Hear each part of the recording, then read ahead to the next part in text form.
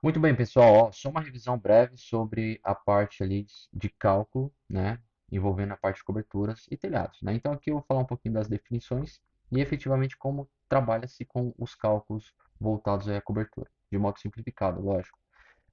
Introdução, pessoal, a parte ali de coberturas, como a estrutura requer, né, ela é um elemento de vedação, um elemento superior aí, que envolve e bloqueia a parte ali do intemperismo, ou seja, ação de chuva, ação do sol, e ela traz um conforto maior ali para a residência, para o usuário final, tá? Então esse é o propósito ali da cobertura, além de transferir ali a captação de águas pluviais, água de chuva, para os locais corretos.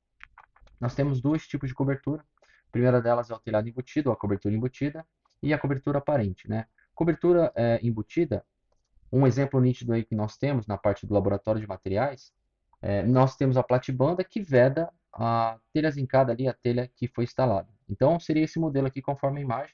Você tem a platibanda, quem está no terra aqui, ó, igual ao usuário, não consegue visualizar efetivamente o telhado, né, as telhas no caso.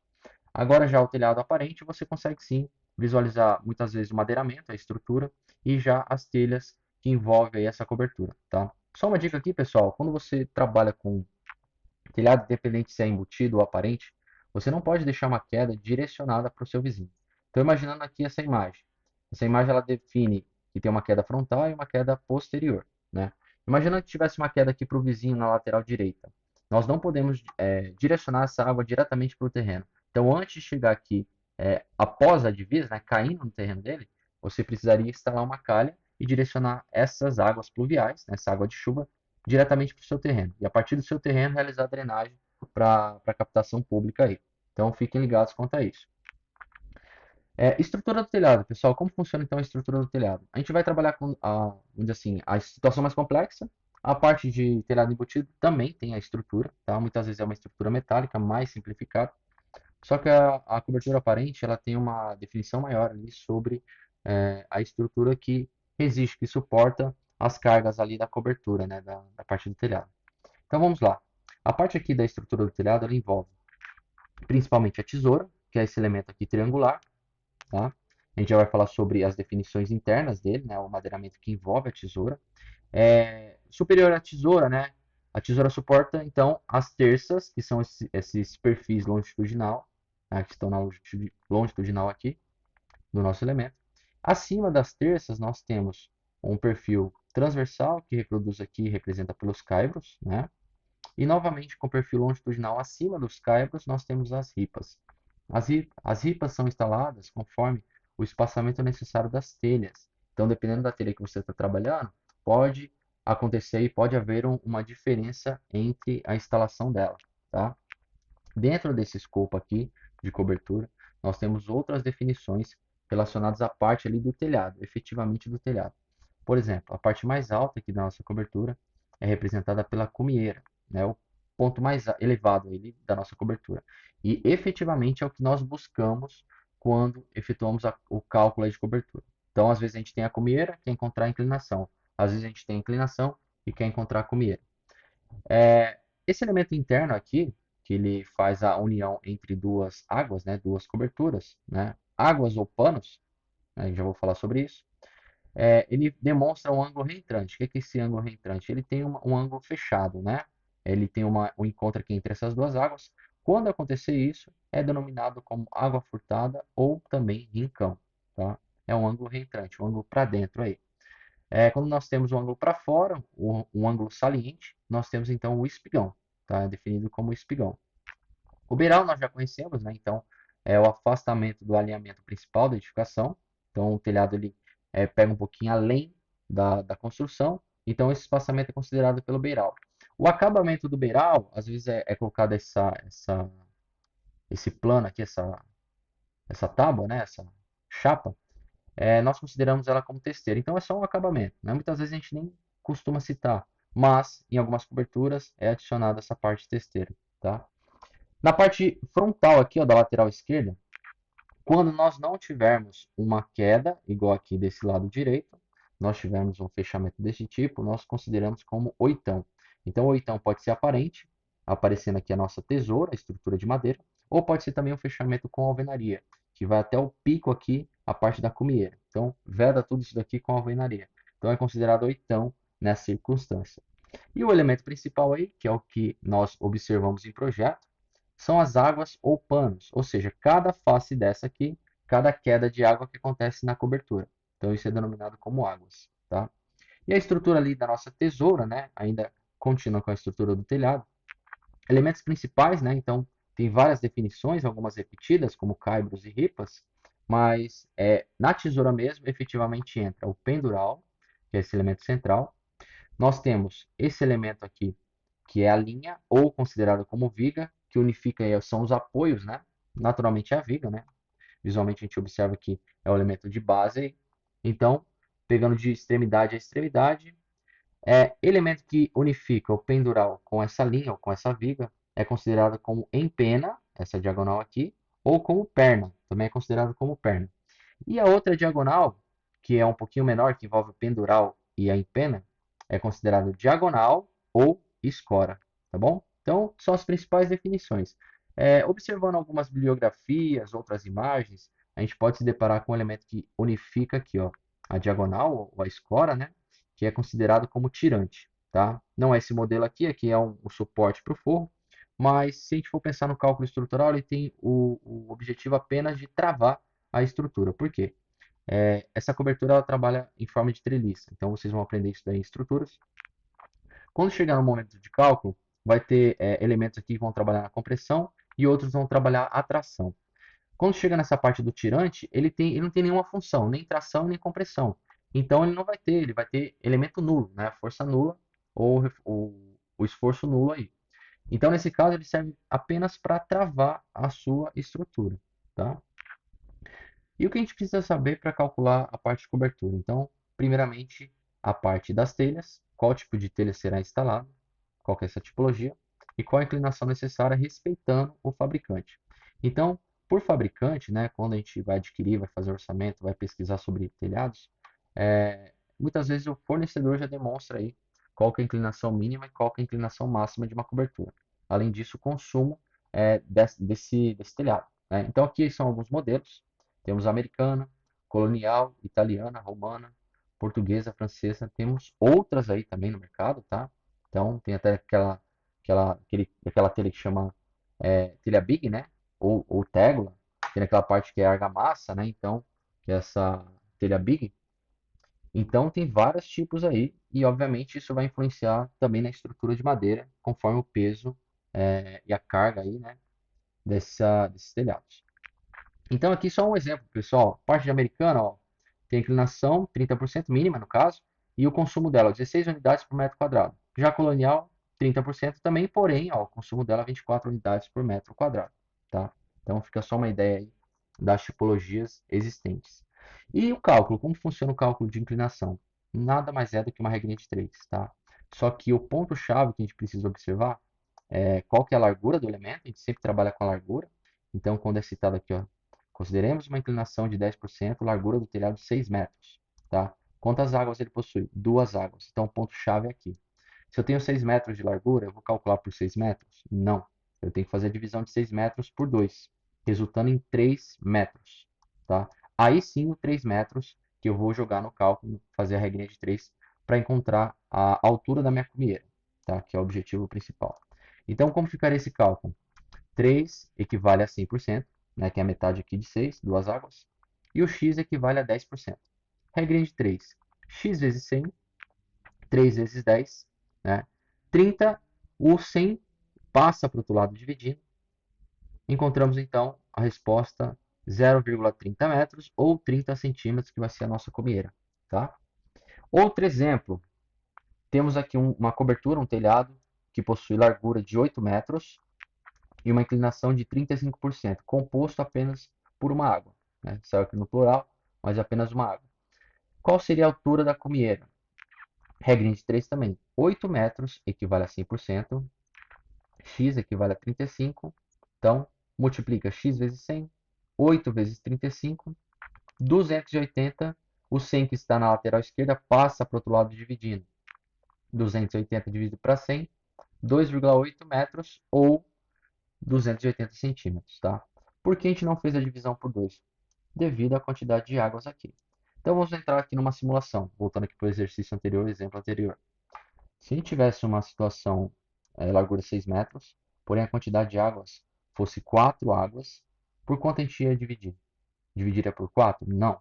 Permaneceria a divisão por 2. Tá? Por quê? Porque o ponto-chave, o ponto de observação que a gente está trabalhando é a cumieira, a altura da cumieira. Então, mesmo ele tendo 4 águas, o ponto mais alto vai envolver dois lados apenas. Então, por isso que a gente faz a divisão apenas por 2. Tá? Então, pegando o exemplo aqui, ó, de baixo de 8 metros, deixa eu até posicionar aqui no próximo slide. Não confunda inclinação, tá? A parte de percentual de inclinação, com o ângulo definido ali para a estrutura. Então, quando a gente tem 8 metros de base, que vai ser a largura, e o valor que a gente encontrou aqui, ó, 2,80, vai ser a nossa altura. Vai ficar esse modelo aqui, ó, 8 de base e 2,80 de altura. Tá? Para encontrar o ângulo, como que a gente encontra o ângulo e qual ponto-chave para encontrar o ângulo? O ângulo que a gente quer encontrar seria esse daqui, ó, tá? Então, a gente vai trabalhar nada mais com tangente. Então, se eu tenho esse ângulo, como que eu encontro esse ângulo? Eu tenho o cateto oposto, ó, o cateto oposto dividido por cateto adjacente. Então, a tangente igual a tangente do ângulo, né? É igual a cateto oposto dividido por cateto adjacente, tá? Então, a situação é essa. Deixa eu até colocar o nosso calculador aqui para entender. Da mesmo formato, faltou aqui a incógnita, né, que é o ângulo, mas o tangente que está do lado esquerdo, ele passa para o outro lado como?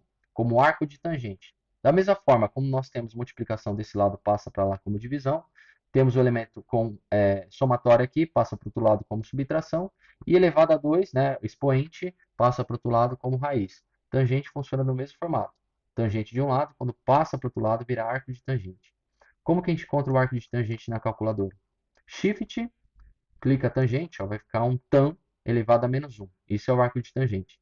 Qual que é o cateto oposto ao ângulo? O ângulo está aqui, ó, 2,8, dividido pelo cateto adjacente, que é 8. Quando a gente der o igual, 19,29, ou seja, 19,3 é ao ângulo de instalação aqui da nossa perna, tá? Então, da nossa empena aqui. Então, isso seria uma base, tá? Só para vocês entenderem a diferença entre percentual e ângulo. Há sim diferença, então não confunda isso. Percentual é uma relação direcionada da largura com a altura da cumieira, tá? Aí vai resultar num percentual aí de inclinação. É similar à parte de tubulação de esgoto, tá? Uma outra possibilidade, pessoal, é trabalhar com ábacos, então, dependendo do fornecedor, ele disponibiliza o ábaco, que ele já demonstra, conforme a inclinação que você está trabalhando, qual vai ser a largura ali da cobertura e automaticamente qual vai ser o ponto de cumieira, né? Qual vai ser a altura da cumieira. Então, por exemplo, você tem ali 8 metros, quero saber qual vai ser a altura de cumieira conforme o valor de 40%. Então, vou ter 3,20. Então, é meio que a regrinha de 3 aqui, mais simplificada, sem você precisar fazer cálculo, tá? Então, aqui são alguns exemplos, ó. O primeiro exemplo que a gente trabalhou, 6 metros ali, divisão com duas águas, ficaria esse modelo. Segundo exemplo, 8 metros, então apenas uma água, apenas uma queda. Aqui ficaria um telhado com três quedas, né? Três águas. Como eu falei, preciso realizar uma divisão por 3? Não, porque o ponto mais alto envolve a cumieira, que temos então duas quedas, para o lado esquerdo e para o lado direito. Quatro águas, a mesma coisa, nós teremos quatro águas, inclinação para todos os lados, porém, o ponto-chave que a gente vai observar é o ponto superior aqui, ó, que é a nossa cumieira. Então a gente envolve apenas duas águas, né, na parte dos cálculos. Como que ficaria então a representação em folha? Tá? Temos duas opções, pessoal. Então aqui está o modelo, 8 por 4, né? 8 de comprimento, 4 de largura. Então, nós temos duas opções. Você pode trabalhar com esquadro de 45 graus ou você pode trabalhar com compasso. Vou demonstrar aqui as duas. Então, a primeira delas, com compasso. Compasso, faço a abertura do compasso e vou trabalhar com a bissetriz. Lembra como funciona? Posiciona a agulha do compasso na extremidade, no vértice, com a abertura do compasso, faço a marcação de um lado e faço a marcação do outro, né? Faço isso em todos os vértices. Logo em seguida, com essa marcação que foi realizada, posiciono a agulha do compasso, né? E vou realizar a marcação na parte interna da cobertura, tá? Automaticamente o elemento vai encontrar um X, né? Ela forneceu um X aqui para a gente, uma marcação, ó. Essa marcação define que é o ângulo exato de 45 graus para um lado e para o outro. Então, todas as diagonais que a gente traça aqui para a cobertura, todas estarão a 45 graus. Só para confirmar isso daí, ó, e realizando também com o esquadro, ó, esquadro alinhado, posicionando o vértice aqui da extremidade com o ponto encontrado, ó, está formando então 45 graus, tá? Sempre vai formar 45 graus, tá, pessoal? Então, seguindo, ó, realizando a linha, puxou a linha aqui a 45 graus, 45 graus, vai realizar isso em todas as extremidades. Então, o telhado aqui possui 4 águas, né? A partir do momento que, é meio que o fillet do CAD, né? A partir do momento que você unificou essas duas linhas, ó, ele vai formar uma quina na parte interna. Então, a partir desse ponto, nós já encontramos a nossa cumieira. Agora, é só interligar os pontos, ó. Interligou os pontos, pronto. Realizamos a divisão. Aí é só incluir, apagar o excesso de linhas e incluir a simbologia da cobertura, igual o modelo aqui, ó. Então nós teremos aqui 4 águas para esse exemplo de cobertura, tá? Simulando, pessoal, pegando ali como base esse escopo aqui, comprimento 8, largura 4 metros. Vamos definir que essa cobertura tivesse apenas uma água. Então ficaria como? 4 metros, né? Seria de largura, apenas uma água, não vou dividir por nada. Inclinação que a gente vai adotar vai ser uma inclinação de 30%. Regrinha de 3. 4 vezes 30, 100 vezes x. Passa o 100 dividindo, né? Isso daí já é o trivial. 4 vezes 30 dividido para 100, total 1,20. Então a altura, que seria ali o fechamento do oitão, ponto mais alto dessa cobertura, onde que é representado pela linha vermelha, ficaria numa altura de 1,20 em relação à sua laje, em relação à sua base de cobertura. Tá? Agora o modelo aqui, ó, independente se for 2 águas ou 4 águas, ficaria o mesmo cálculo. Então nós temos 4 metros de largura, vou pegar metade de 4 metros, então resulta em 2. 2 vezes 30%, x vezes 100%. Passo 100 dividindo, né? Resultado aqui da operação, 0,6 metros ou 60 centímetros. Tá? Então, se fosse uma inclinação de 30% para essa cobertura, esse ponto mais elevado aqui, ó, teria 60 centímetros. Tá? Então, essa é a referência que nós temos.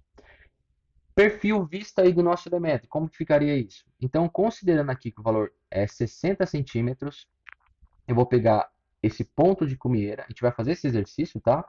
Eu vou demonstrar com mais um passo a passo melhor aí, tá? Porque o vídeo aqui a gente está tentando encurtar o máximo possível.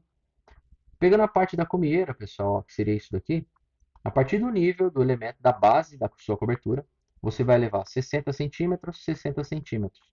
E aí sim, é só puxar as linhas na diagonal e, ao final, realizar o fechamento da cobertura. Então, uma vista simplificada da nossa cobertura ficaria conforme esse modelo aqui, tá? Então, parte da planta baixa e a parte da nossa vista. Isso daí que a gente vai trabalhar com um exercício. Então, seria esse daqui, ó. Puxando o CAD aqui rapidinho, só para fechar esse assunto. A cobertura que a gente vai trabalhar vai ser essa daqui, ó. Como o elemento ele envolve duas geometrias, ou seja, dois retângulos, nós precisamos calcular duas cubieiras. Então, nós teremos pontos de altura diferenciados. O primeiro deles vai ser 1,18, que é do retângulo maior, e o segundo vai ser o valor de 0,82. Tá? Vou explicar isso daí, a gente vai fazer passo a passo em sala de aula, mas só para ter uma ideia. Tá? Como ficaria isso, então, em vista? Olha lá, vista, ficaria isso daqui. Ó, tá? O ponto de encontro da descida, né, da saída do nível superior, de 1,18 para 0,82, ela se dá a partir dessa linha aqui, ó, dessa diagonal, que é esse encontro. Então, se eu pegar do ponto superior até aqui, ó, ó, é demonstrado dessa forma. Então, é bem um ponto de encontro que inicia ali o nível mais abaixo da sua cumieira, da sua cobertura. Tá? Representando isso daqui no 3D, rapidamente, só para ter uma ideia, deixa eu fazer uma cópia aqui. Efetuamos aqui dois retângulos e a gente vai usar um comando 3D só para facilitar a interpretação. Vou tirar o elemento principal. Utilizar um comando 3D aqui. Depois vocês vão aprender sobre esse comando.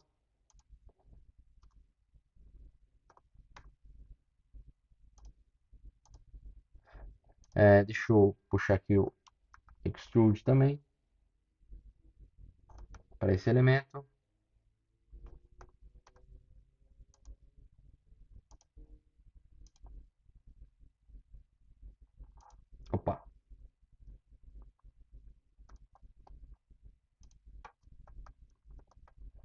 Puxei o Extrude. Vou colocar uma angulação aqui de 40%, né? Que é o que a gente está trabalhando. Esse daqui é a mesma coisa. Vamos considerar lá os 40%. Puxei para cá, pronto. Vou só unificar, pessoal, os dois elementos. Ficaria isso daqui, ó. Então a planta baixa, que é o que nós temos aqui, ó. A observação é a mesma, o elemento está representado em 3D. Só que quando eu puxo ele no 3D, olha como ele ficaria. Então a nossa vista frontal é essa, né? Se a gente pegar assim em diagonal, uma perspectiva, ó, ficaria esse elemento. Ponto superior aqui, ó, mais elevado, comieira mais elevada, e essa comieira mais baixa. Ó. Se eu posicionar ela em uma lateral, a gente observa que o elemento é mais baixo, tá? Ó. Lado posterior do elemento, ó, ficaria nesse formato. Então aqui é uma unificação entre o ponto mais elevado e o ponto mais baixo, tá? Resultando em apenas uma água. Então é isso daqui, pessoal. Próxima aula a gente vai continuar com esse desenho. Teremos mais 3 propostas aí para fixar bem essa informação, tá? E qualquer dúvida, a gente vai trabalhar isso em sala de aula, tá bom? Espero ter ajudado aí e tchau, tchau.